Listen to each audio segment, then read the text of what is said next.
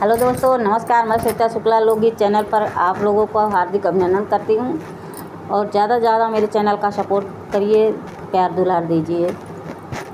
के करी है हमारा दुलार हो बिना माई के बिटिया, के करी है हमारा दुलार हो बिना माई के बिटिया।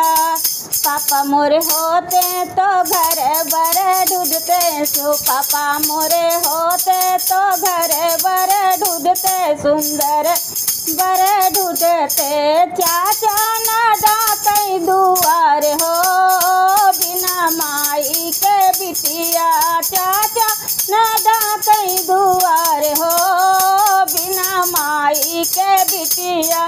के करी है हमरा दुलार हो बिना माई के बिटिया।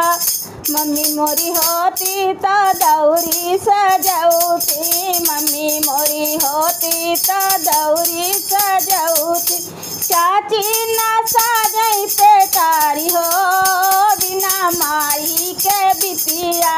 के करी है हमरा दुलार हो बिना माई के बिटिया, के करी हमरा दुलार हो बिना माई के बिटिया।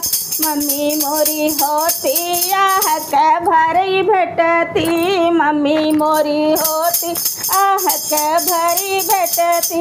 भाभी न दे अकबार हो बिना माई के बिटिया, भाभी न दे अकबार हो बिना माई के बिटिया। के करी है हमरा दुलार हो बिना माई के बिटिया, के करी है हमरा दुलार हो बिना माई के बिटिया।